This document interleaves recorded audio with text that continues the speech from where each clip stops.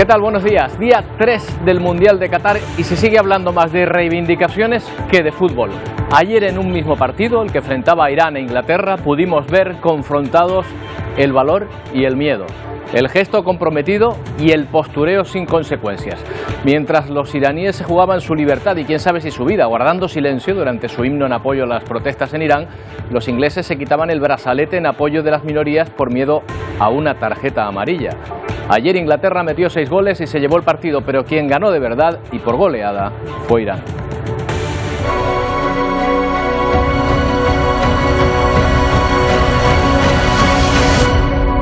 That's not our anthem actually. That's the government anthem. La selección inglesa, al igual que otros 6 equipos, había anunciado que luciría un brazalete de apoyo a las minorías oprimidas en Qatar. Pero bastó la amenaza de una tarjeta amarilla para que ingleses, holandeses y galeses se la olvidaran en el vestuario. Ante la valentía de los jugadores iraníes callados frente a su himno, los ingleses improvisaron rápidamente otra muestra de apoyo que por supuesto no tuviera consecuencias y que la FIFA sí permitió, simplemente porque el movimiento Black Lives Matter no señala al régimen qatarí. A un lado el compromiso, a otro el postureo.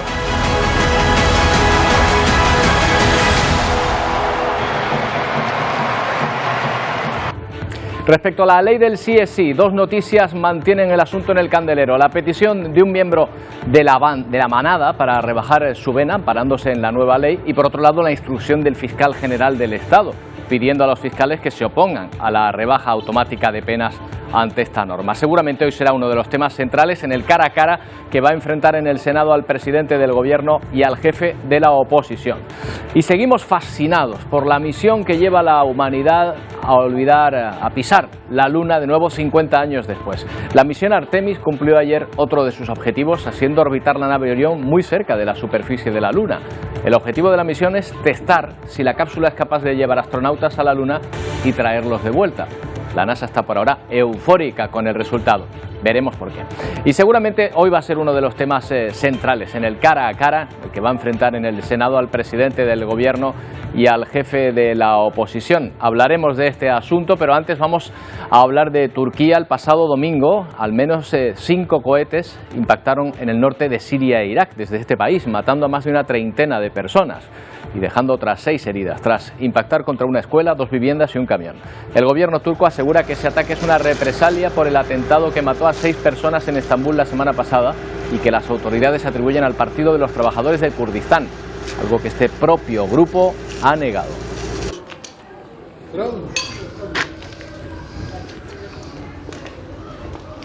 Serbia y Kosovo abren por su parte otro frente de tensión por un tema tan superficial como el cambio de matrículas en los pasos fronterizos y que podría reavivar el conflicto entre ambos países.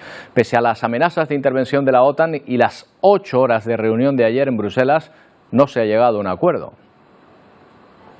The two parties did not agree to a solution today. Lo decía el jefe de la diplomacia de la Unión Europea, el español Josep Borrell, culpando al primer ministro kosovar de no aceptar su propuesta para evitar que esta mera disputa administrativa se convierta en una nueva confrontación. Pero a partir de hoy, Kosovo va a multar con 150 euros a los serbo-kosovares, o sea, a los serbios que viven en el norte de su país, que circulen con matrículas de Serbia.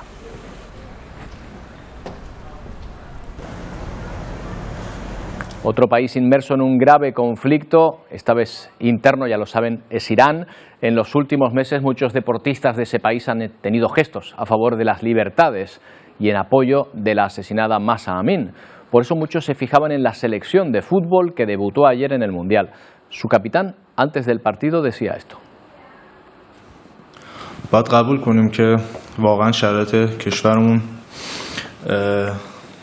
Sabemos que la situación en nuestro país no es buena, la gente está descontenta, decía Ehsan Hafsafi, que así se llama el capitán, enviando además sus condolencias a todos los fallecidos en su país en el último mes de revueltas e insistiendo en que la selección está a su lado y comparte su dolor.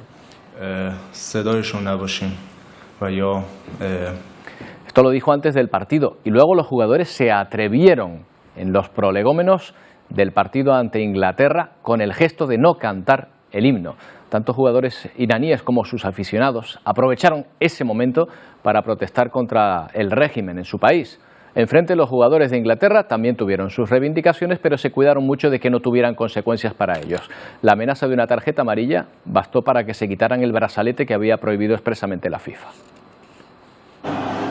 Suena el himno de Irán y esta es la escena que se produce en el campo. Rostros serios y silencio absoluto de los jugadores mientras suena. Se niegan a cantar como medida de protesta por la represión que viven las mujeres en su país. La grada los respalda. Muchos aficionados aplauden el gesto de sus futbolistas y pitan el himno. We try to make as much as noise possible. Tratamos de hacer el mayor ruido posible para callarlo. Ese no es nuestro himno, es el himno del gobierno, dice este aficionado iraní. I put on just black shirt. Me puse una camiseta negra por las personas que están siendo asesinadas brutalmente en Irán, cuenta este otro. El seleccionador de Irán pide comprensión para sus jugadores. Are affected for those issues. They are human beings, they are kids. Sometidos, afirma, a una enorme presión. Recuerda que los jugadores son solo niños. También Inglaterra muestra su descontento, rodilla al suelo y cinta del capitán Harry Kane alusiva contra la discriminación. Tímido pulso a la FIFA, que horas antes advertía que toda selección que llevara puesto el brazalete con los colores LGTBI recibiría una amonestación. Finalmente, Inglaterra acaba optando por llevar el negro para evitar sanciones. En fin, casi hubiese sido mejor que no se hubiesen puesto ninguno, pero vamos a ver qué consecuencias puede tener para los jugadores iraníes esta actitud. Vamos a hablar con Naima Benaï-Shaziani, es profesora de Estudios Árabes e Islámicos de la Universidad de Alicante y asesora cultural especializada en mundo árabe e islámico. ¿Qué tal, Naima? Buenos días. Muy buenos días. Pues muy bien, me gustaría decir que vaya por adelantado todo mi apoyo a todo el pueblo iraní, por supuesto, mi más sincero pésame a todas las familias que han perdido algún ser querido durante esa revolución histórica y todo mi respeto a Irán, que no deja de ser un gran país. Naima, el gesto de los jugadores iraníes les puede costar mucho más caro que una simple tarjeta amarilla, ¿verdad? Bueno, la verdad que ha habido muchísimas expectativas alrededor de este partido, ¿no? Que jugaron Irán contra Inglaterra y también muchísima incertidumbre. De hecho, pues hablando con los amigos que tengo iraníes, tanto aquí como allá, básicamente los de aquí, y que la verdad que hasta última hora no se sabía si iban a jugar o no, que se guardaron, hubo un mutismo total.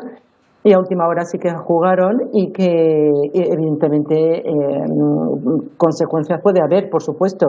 Yo ahora mismo no sabría decirles, pero puede haberlo. Pero también hay que recordar que el fútbol para los pueblos oprimidos, no solamente el pueblo iraní, hay muchísimos pueblos oprimidos en este mundo, el fútbol no es un mero deporte.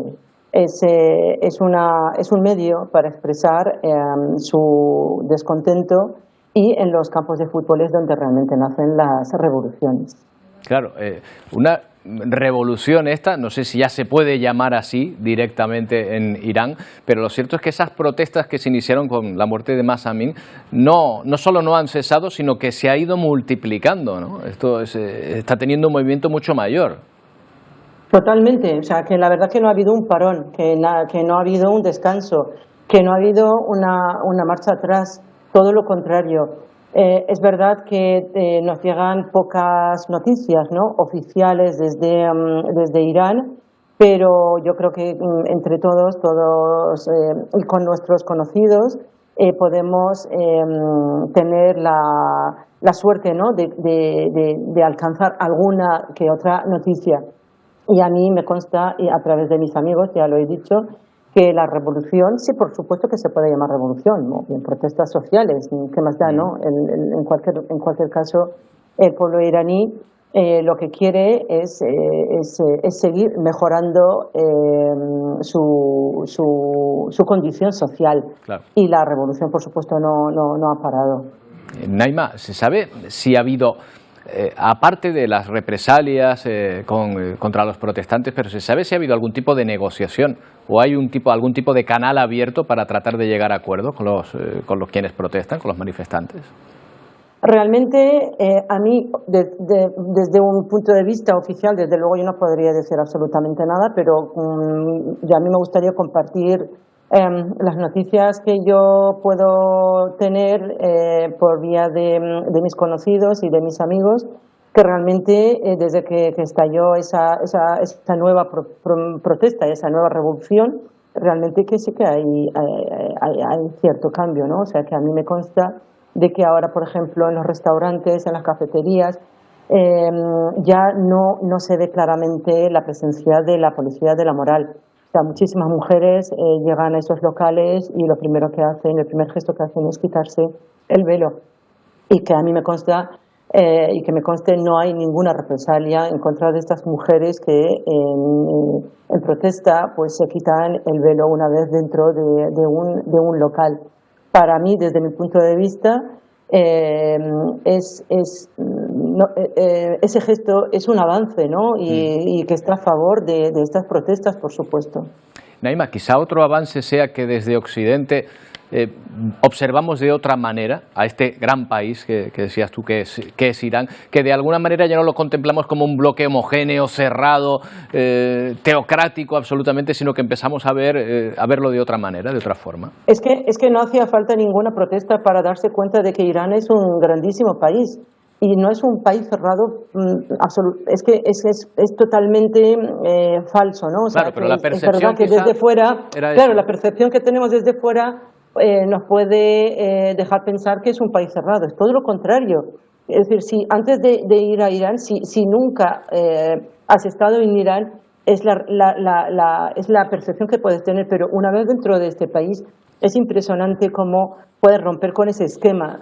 Irán es un país totalmente abierto, muy acogedor con los extranjeros y hasta me atrevería a decir que es un país muy seguro, tanto para los hombres como para las mujeres. Por lo cual yo la verdad que aprovecharía ese espacio para invitar a la gente a dar un pasito más para adelante y conocer a ese gran país que es una auténtica maravilla. Pero ya no solamente a nivel geográfico, pero sino también a nivel cultural y a nivel social. Solamente yo personalmente me he podido traer solamente buenos recuerdos, sinceramente. Pues Naima, yo creo que esa percepción es ya un logro de estos jugadores ayer y de toda la sociedad iraní que está luchando por sus libertades, que lo veamos de otra manera desde Occidente, que es un logro, que los percibamos de otra manera. Muchas gracias, Naima. A vosotros y todo nuestro apoyo al pueblo iraní. Muchas gracias. Bueno, pues Adiós. Está siendo un mundial de fútbol muy político, pero bueno, hay que recordar que en el fondo es deporte que se soñara a niños como estos de Siria. Son menores que viven en centros de refugiados que están jugando su propio mundial. Se llama Refugee Camp World Cup. Este torneo se juega en grupos donde están representados los 32 países que compiten en Qatar. El fin de este torneo es animar a los menores a practicar deportes y a darles también una salida a su difícil día a día.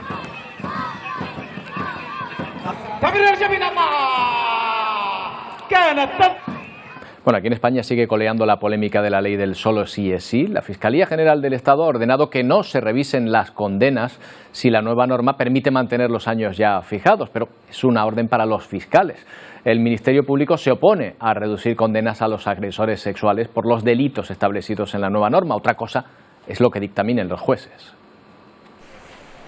La Fiscalía General del Estado busca que no se bajen las penas simplemente porque la nueva norma permite penas más bajas. Así lo ha decretado el fiscal general del Estado, Álvaro García, en un escrito que ha trasladado a todos los fiscales para unificar criterios.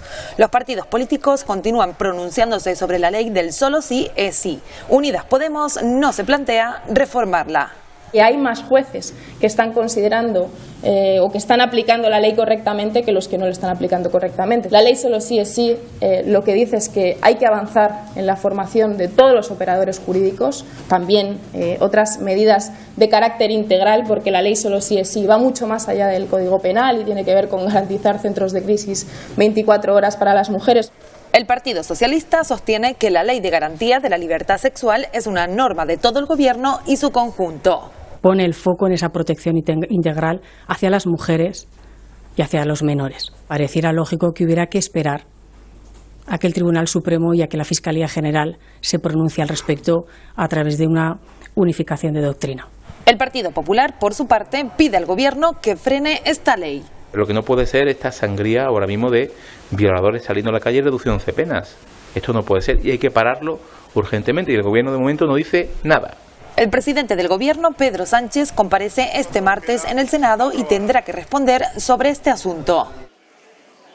La delegada del Gobierno contra la violencia de género, Victoria Rosell, ha asegurado por su parte que son muchas más las sentencias por delitos sexuales que no se están revisando que las penas rebajadas a los agresores sexuales o violadores, por lo que ha pedido evitar alarmismo mediático. Creo que flaco favor le hacemos a las víctimas reales de violencias sexuales si mezclamos casos de revisión de sentencias firmes, casos de apelación y casación y casos en que los abogados lo están intentando. En el fútbol sería pitar peligro. Y mientras la ley del sí es sí sigue generando debate, el Consejo de Ministros va a aprobar hoy la Estrategia Estatal contra las Violencias Machistas, con la que pretende combatir la violencia contra las mujeres hasta el año 2025. Pero el Consejo de Ministros va a abordar también otros temas. Se van a aprobar más ayudas a La Palma y medidas de ayuda, atentos a su bolsillo, con las hipotecas, que afectarán a 1 millón de familias aproximadamente. Silvia Mascareño. Sí, el Gobierno va a aprobar hoy ese principio de acuerdo alcanzado anoche en extremis con la banca para ayudar a las familias a hacer frente a sus hipotecas ahora en tiempos de escalada del Euribor, de los tipos de interés. Un acuerdo que se espera entre en vigor el 1 de enero y que beneficia al menos, como decías, a 1 millón de familias, aunque la aplicación por parte de las entidades financieras será voluntaria. Entre las medidas, congelación de cuotas, ampliación de plazos y de carencias, también más facilidades para pasar de una hipoteca variable a una fija. Además, habrá más ayudas para aquellas familias que estén pasando lo peor, aquellas con ingresos inferiores a 25.000 euros y que dediquen el 50% de esos ingresos a pagar esa hipoteca. Todo eso lo aprobará el Consejo de Ministros de hoy, un Consejo de Ministros que, como decías, también aprobará una nueva partida de 12 millones de euros para ayudar a reconstruir las infraestructuras destrozadas por el volcán de La Palma. Bueno, esto que aprueba el Consejo de Ministros, este acuerdo entre el Gobierno y la banca, no es que vaya a condonar las deudas que tengan los que han comprado una casa, pero sí va a ayudar a aliviar el pago de las hipotecas a más de 1 millón de hogares, se estima, en nuestro país. Vamos a desgranar en qué consiste este acuerdo, en qué nos beneficia. Isiar, bueno, por lo pronto va a beneficiar a 3 tipos de clientes, ¿verdad? Sí, 3 tipos de clientes que en estos momentos pues se encuentran en una situación de que les está costando y mucho pagar la hipoteca, incluso no saben si van a poder hacerlo. Nos encontramos con 3 tipos de beneficiarios. El primero lo vamos a ver enseguida en pantalla, son aquellas familias vulnerables que cobran menos de 25.200 euros al año y que dedican incluso la mitad de su salario a hacer frente a la hipoteca. Pues se les bajará el Euribor de un 0,25%, que está ahora, hasta un 0,1% durante un periodo de 5 años, que es la carencia, y la dación en pago, que pasa de ser de 1 año a 2 años. También entra aquí lo de la segunda reestructuración, es decir, podemos modificar el contrato no una, sino 2 veces, y también se amplía en este sentido la dación de pago, porque antes se tenía que hacer la reestructuración, pasaba 1 año, pedíamos la dación, pero ahora podemos esperar a que pasen 2 años para poder pedir esa dación en pago, que recordamos, si no podemos saldar la deuda, entregamos nuestra casa para así evitar pues tener más deuda. Claro, para evitar quedar apalancados, ¿no?, durante un tiempo indeterminado. Veo que el Euribor, claro, se baja muchísimo, con lo cual ahí se dejan de pagar intereses. La congelación de las cuotas, ¿esto se puede aplicar para todos? No se va a aplicar para todos, sino para un determinado tipo de renta. En vez de 25.200 años, lo que vamos a ver... Euros no, al año, o sea, ya son hipotecas a futuro. Si no, serán muchos años. En vez de 25.200 euros al año, serán para aquellas familias que cobren menos de 29.000 euros al año. Lo podrán congelar, lo vamos también a ver enseguida en pantalla, se podrán congelar durante al menos 1 año, o también podemos elegir otra opción que nos presenta tanto la banca como el Gobierno, y es alargar la hipoteca hasta 7 años más. Es decir, vamos a tardar más en pagar la hipoteca, pero iremos pagando mucho menos que como lo hacemos ahora. O sea, es lo que se nos nos dan más tiempo para pagarla, eso sí, para rentas inferiores a esta cantidad, 29.400 euros. Oye, ¿y para rentas superiores no hay algún tipo de ayuda o una ayuda general para cualquiera que esté en dificultades con su hipoteca? No, por ahora lo que hay es ayudas en general. Lo que se ha sacado en claro de ese acuerdo entre la banca y el gobierno es que esto comenzará a partir de 2023 y para todos los hogares lo que se ha eliminado son comisiones de dos cosas muy importantes. Por ejemplo, cambiar el tipo variable a fijo, que es lo que la mayoría de personas está intentando hacer, y tampoco tendrán comisiones aquellos que intentan saldar su hipoteca de una vez con la amortización anticipada.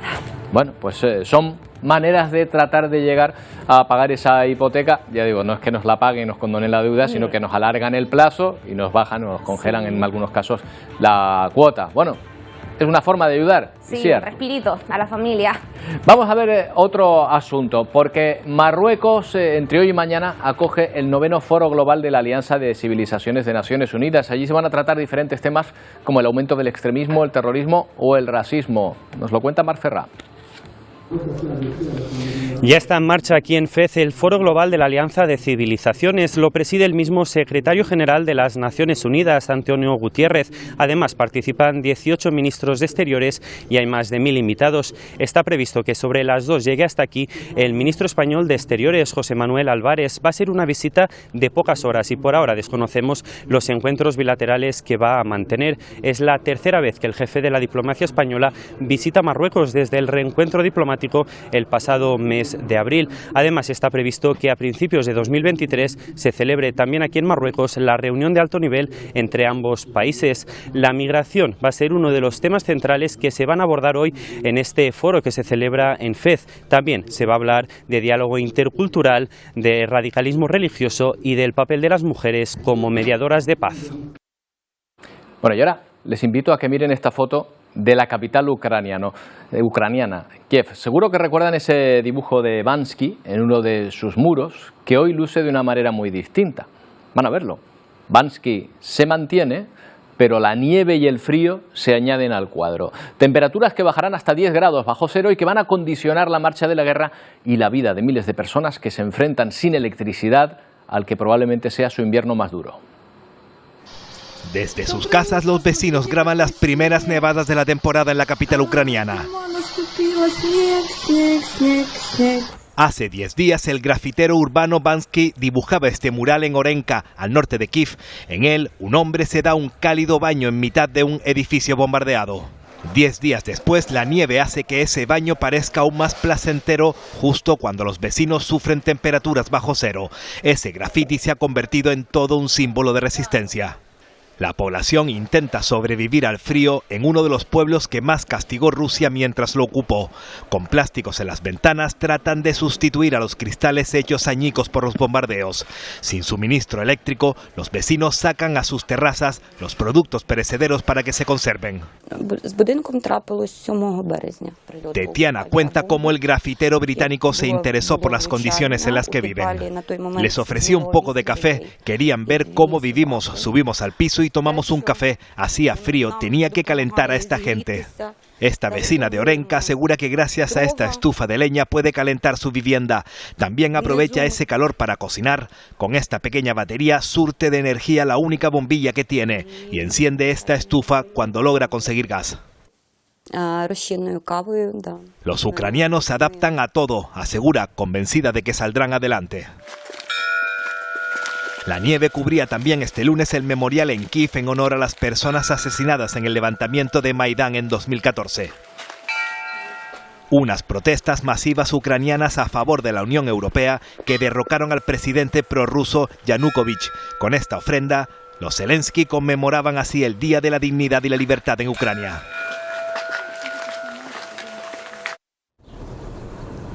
Están jugando con fuego. Son las palabras del director del Organismo Internacional de la Energía Atómica ante las últimas explosiones en la central nuclear de Zaporilla. Zelensky pide la desmilitarización inmediata de la planta ocupada por el ejército ruso desde el inicio de la invasión. Rusia, por su parte, vuelve a culpar a Ucrania de esos bombardeos y pide a los países que usen su influencia para que se ponga fin a lo que el Kremlin considera ataques ucranianos a la central más grande de Europa.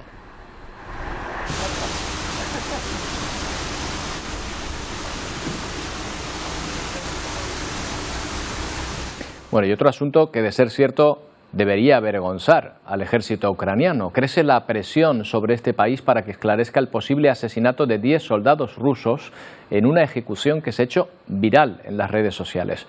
Las imágenes son duras, aunque hemos preferido omitir el momento del tiroteo. La ONU investiga estas imágenes por un supuesto crimen de guerra cometido por las Fuerzas Armadas de Ucrania en el frente de Lugansk. En ella se ve un grupo de militares rusos tumbados boca abajo tras rendirse. En ese momento, esas son las imágenes que omitimos, los soldados ucranianos abren fuego, acabando presuntamente con la vida de esos prisioneros que yacen en un charco de sangre, como pueden observar momentos después.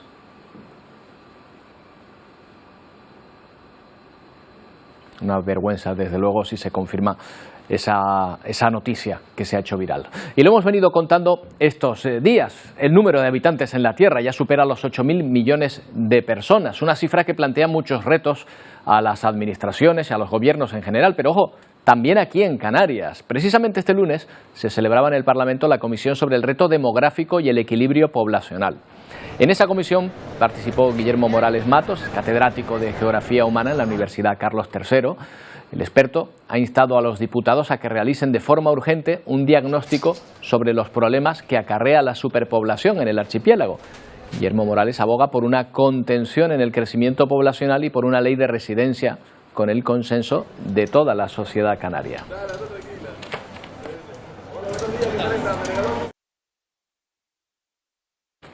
Bueno, pues hablamos con Guillermo Morales Matos, que es profesor de la Universidad de Rey Juan Carlos, doctor en Geografía, también por la Universidad de Oviedo. Guillermo, ¿qué tal? Buenos días.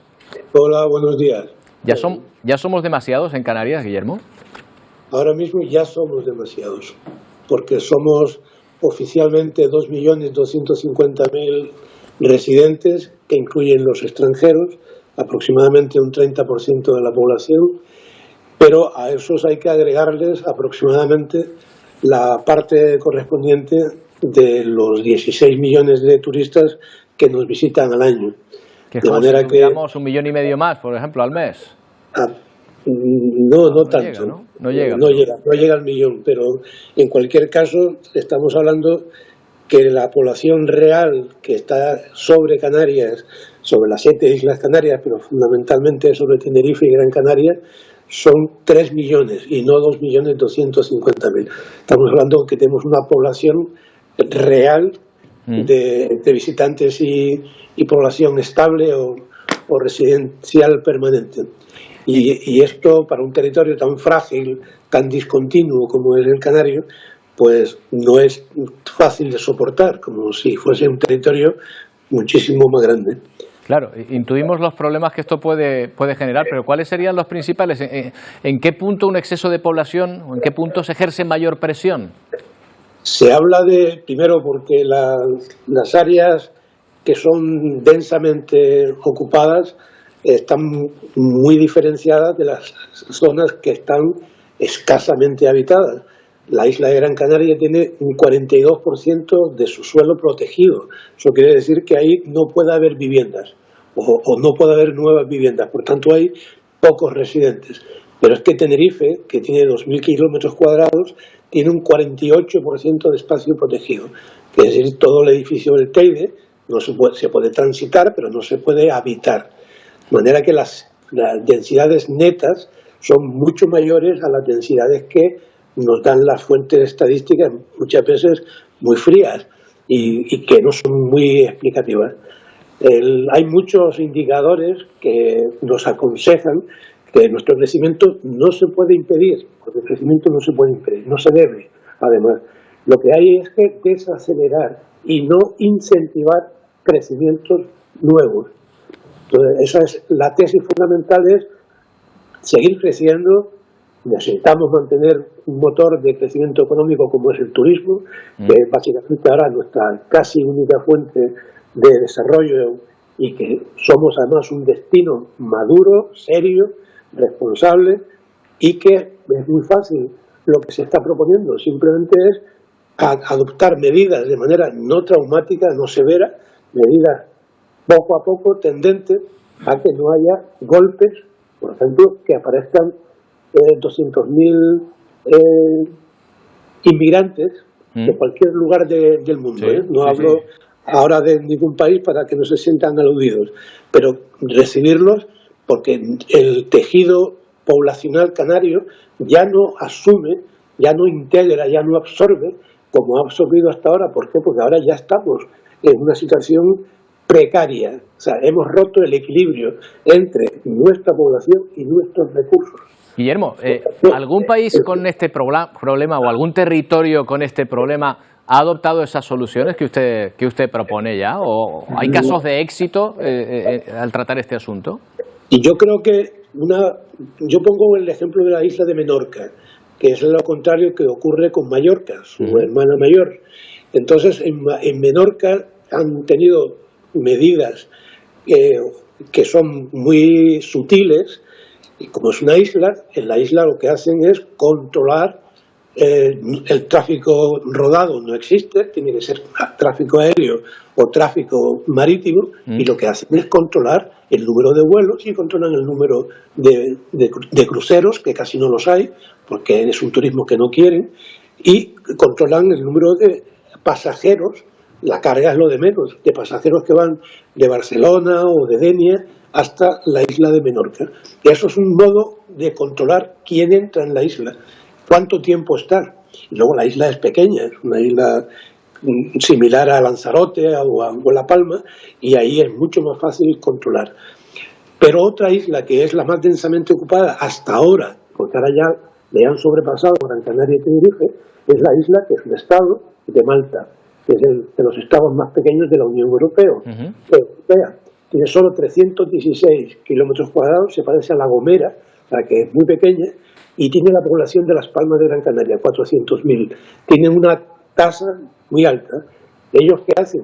No incentivar de ninguna manera a que los extranjeros compren vivienda en Malta, de manera que eso está en manos de los habitantes de Malta, y que controlan mucho las entradas y salidas, y no admiten la residencia tan fácilmente como se admite en otros lugares de España o concretamente en Canarias. Son medidas que se pueden indagar. Hay una confusión muy grande entre el espacio Schengen, que permite la libre circulación. Ese es el mayor problema que tenemos en Canarias, pero es una interpretación. No podemos impedir la libre circulación de los comunitarios. Por cierto, los británicos ahora se entiende que no tienen espacio Schengen, porque ya no están en la Unión Europea. Pero bueno, es una cuestión que habría que... Sí. Guillermo, es una forma que queríamos de acercarnos a este problema. Las cifras nos sorprenden, nos sorprende que estemos más densamente poblados que una isla como Malta, del tamaño de La Gomera, con 400.000 personas dentro. Bueno, eso nos resulta difícil de concebir y que hayamos superado esa densidad. Gracias, Guillermo. De nada. Un saludo. Roberto, un placer. Bueno, pues ya ven, la situación de densidad, de problema poblacional que empezamos, según algunos expertos como este que acabamos de escuchar, a tener aquí en las islas. Hacemos una pausa, pero vamos a mirar en directo la reacción que están teniendo en Argentina. Esto es una fan zone, uno de los lugares donde se acumulan los aficionados, es una imagen en directo y no los vemos muy animados, ¿verdad? Me temo que es porque Argentina va perdiendo 2-1 frente a Arabia Saudí. Ya saben cómo se vive el fútbol en aquel país. A lo mejor cuando volvamos dentro de un momento la situación ha cambiado. No tardamos.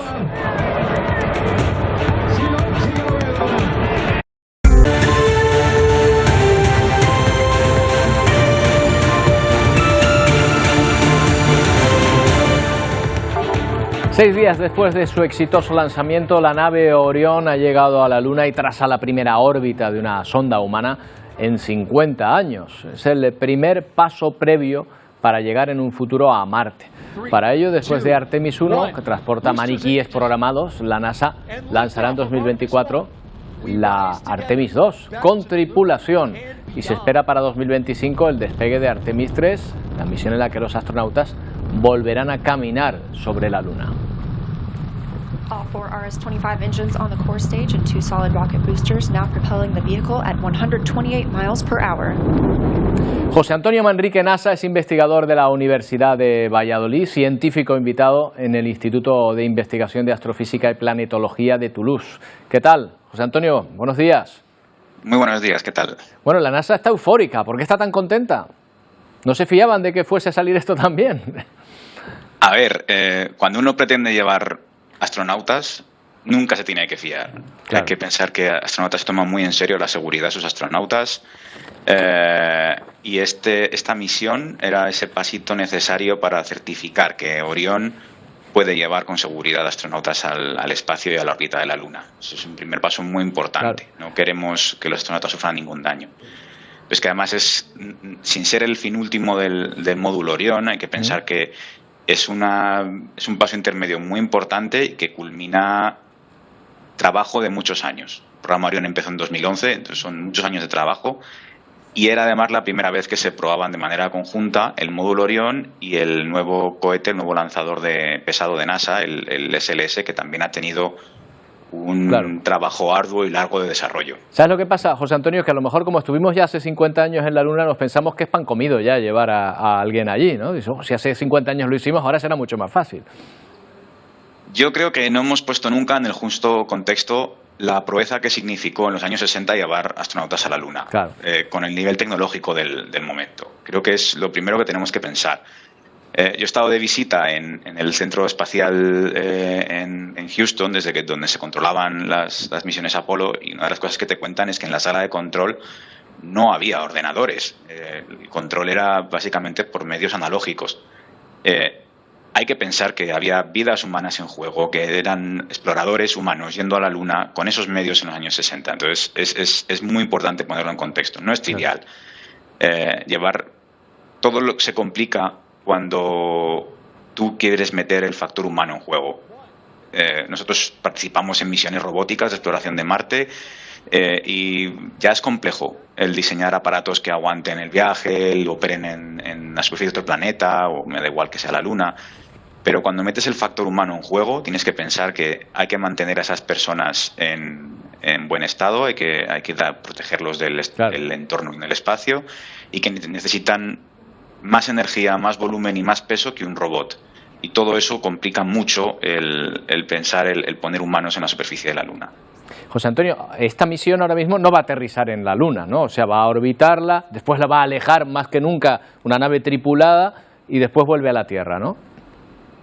Sí, exacto. ¿No? El objetivo de la misión no es en sí el aterrizar en la Luna. De hecho, la nave Orión no tiene entre sus objetivos el objetivo de servir como nave que aterrice en la Luna y luego despegue. Eso se tendrá que abordar desde otro punto de vista y con otros desarrollos. Sencillamente esta misión sirve para comprobar que Orión es capaz de despegar con el SLS, somos capaces de llegar a la Luna, orbitar la Luna en lo que sería una simulación larga, porque bueno, creo que NASA tiene previsto misiones más cortas en cuanto los humanos estén en juego, y traerla luego de vuelta y culminar con esa parte crítica de la misión, que es la reentrada del módulo Orión en la atmósfera terrestre y su amerizaje suave, esperamos, en el océano. Claro. Ahí estará cuando ya nos quedemos todos más tranquilos, y entonces ya será la alegría total y la misión habrá sido un completo éxito. Pero no, su función no es básicamente comprobar que podemos ir y volver, y además medir que la radiación que sufren los posibles astronautas en ese viaje está contenida, y que los medios que hemos puesto para que esa radiación no dañe funcionan. José Antonio, la misión forma parte de una misión más amplia, de una estrategia mucho más amplia, que es llegar a Marte, en realidad. La Luna se va a convertir en una especie de lanzadera de Cabo Cañaveral selenita para esas naves que vayan hacia Marte, hacia el planeta rojo. Sí, es parte del planteamiento en lo que es el esquema más amplio de cómo ir a Marte. En primer lugar, hay que tener en cuenta que no podemos pensar en mandar astronautas a Marte a tenerlos allí durante un mínimo de 2 años, porque una misión a Marte implicaría tener un astronauta en la superficie de Marte ese mínimo de 2 años. Y no podemos hacer esto sin antes dominar y controlar que podemos poner astronautas en la superficie de la Luna y mantenerlos ahí durante un periodo de tiempo largo de manera segura. Y que además son capaces de generar recursos suficientes para por ejemplo, generar el combustible que pueden utilizar en la vuelta a casa, que sería un factor muy importante en las futuras misiones a Marte.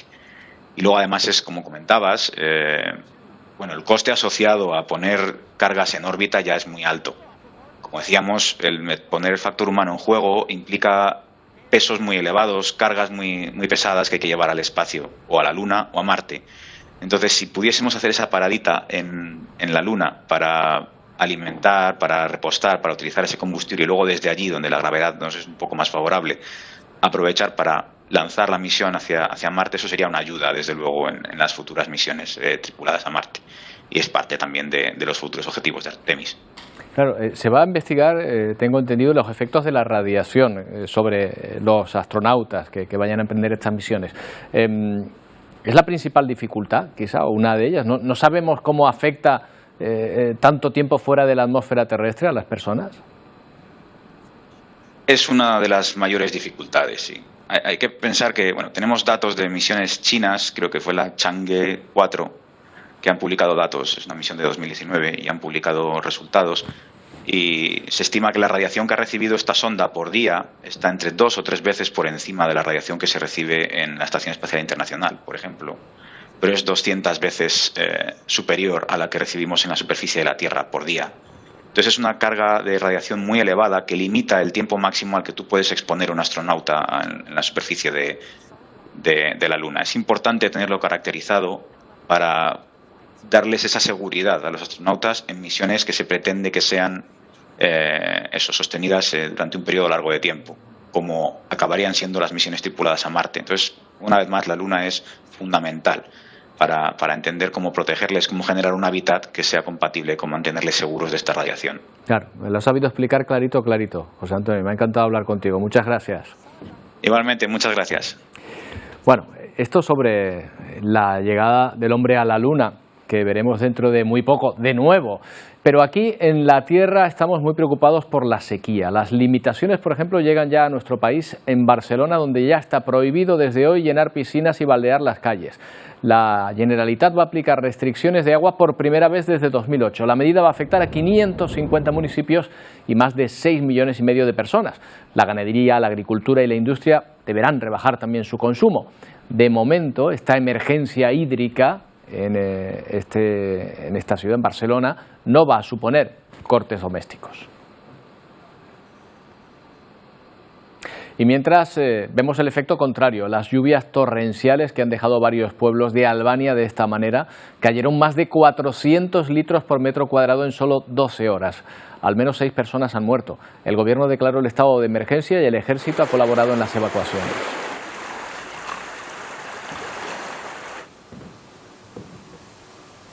Otro desastre encontramos en Java. 252 personas han muerto por lo menos en esta isla de Indonesia tras el terremoto de magnitud 5,6 que ha tenido lugar. Los equipos de rescate trabajan sin descanso ahora para buscar a más víctimas que puedan estar atrapadas entre los escombros. El número de fallecidos por el terremoto de magnitud 5,6 podría aumentar. De momento, cientos de víctimas están siendo atendidas en hospitales. El seísmo sacudió la isla de Java en Indonesia, provocando daños en más de 2.000 edificios y unas 13.000 personas han tenido que ser trasladadas a centros de evacuación.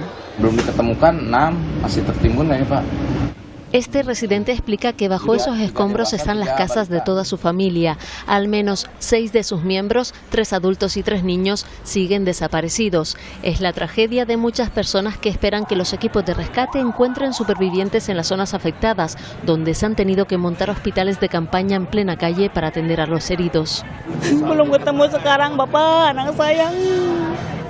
Además, muchas vías y carreteras de la región están cerradas y no hay electricidad.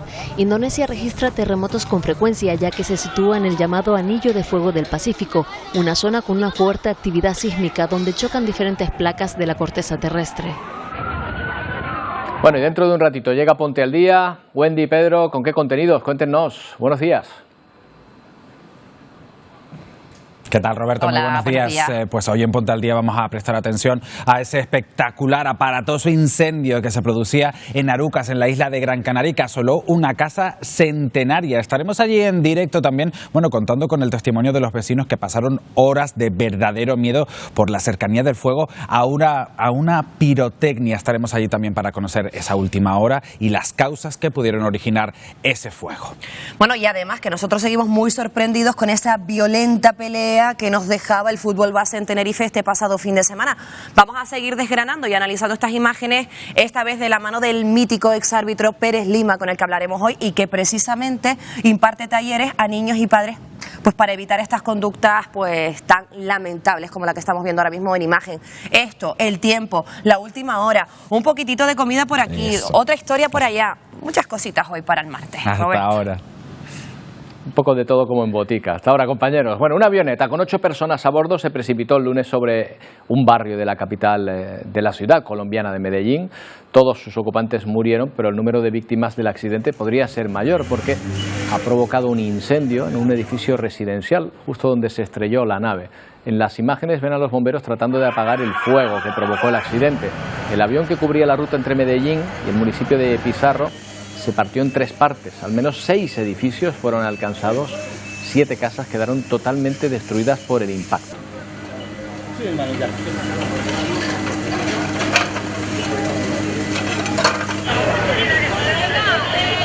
Bueno, y hacemos ahora un recorrido por Estados Unidos con historias donde vemos, por ejemplo, una festividad muy importante en ese país, Acción de Gracias. Pero las mesas de muchas familias se van a ver también amenazadas por la inflación y el alto coste de los ingredientes de la típica cena de esta fecha. En el caso de aquellos que viven de hacer comida y luego venderla, se debaten entre aumentar las ganancias o mantener a los clientes. Para ver cómo este 2022 se recibe la típica celebración de Acción de Gracias, salimos a hacer mercado para comparar precios. Y para saber con certeza cuánto costará la típica cena, acompañamos a esta experta cocinera quien prepara comidas para eventos especiales. Uno tiene que hacer magia porque el salario sigue siendo el mismo. Entonces sigues con el mismo salario, pero con un incremento de más del 30%. Incluso te puedo asegurar que hay productos que tienen hasta el 200%. El aumento de los precios obliga a esta profesional a ir de un negocio a otro, en búsqueda del ahorro para preparar la cena de Acción de Gracias. Mi calidad tiene que ser la misma. Yo siento que yo prefiero ganar un poco menos en este momento, pero mantener mi calidad y mi cliente, a bajar mi calidad y que la persona te diga, ok, es más económico, pero no me gustó. A esto hay que sumarle la disponibilidad del plato principal de esta celebración, el pavo. Tú no sabes cómo presupuestarlo si cada día que vas tienes un precio diferente. El usuario común se debate este año entre si mantener o no la costumbre de preparar varios platillos para recibir invitados en casa sin afectar tanto el bolsillo. Le he dicho a mi familia como que mira, vamos a hacer una reunión, pero está un poco más bajo el presupuesto, ¿verdad? Y vamos a tener que hacer una especie de vaca, como quien dice. Mira, trae tú esto. Y aún así, en colaboración y con menos opciones, los estadounidenses afirman que no dejarán de celebrar Acción de Gracias. José Pernalete, Voz de América, Miami. Bueno, no estamos viendo el partido de Argentina que se celebra en este momento, pero nos llama mucho la atención cómo podemos seguirlo simplemente por la actitud de sus aficionados. Esta imagen en directo en una fan zone donde observamos esas caras de desolación porque su selección va perdiendo. Recordemos que es una de las favoritas para ganar este mundial y pierde 2-1 frente a Arabia Saudí, que no es precisamente una potencia futbolística. Con este resultado iba a dar que hablar y en Argentina no digamos.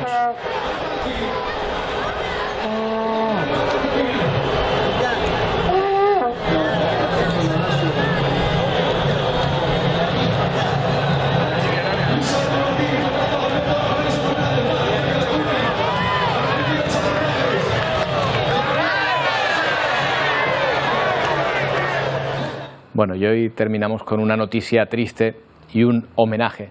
Un homenaje para tu ausencia, Pablo Milanés. Es el título de esta canción y también la noticia del cantautor cubano que nos ha dejado en Madrid, donde permanecía ingresado desde hace más de una semana.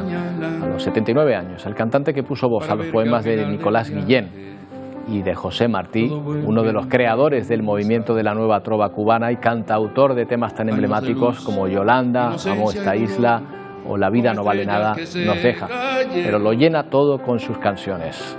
Hoy terminamos con su presencia. Gracias por su atención. Hasta mañana. Para el odio, para el amor.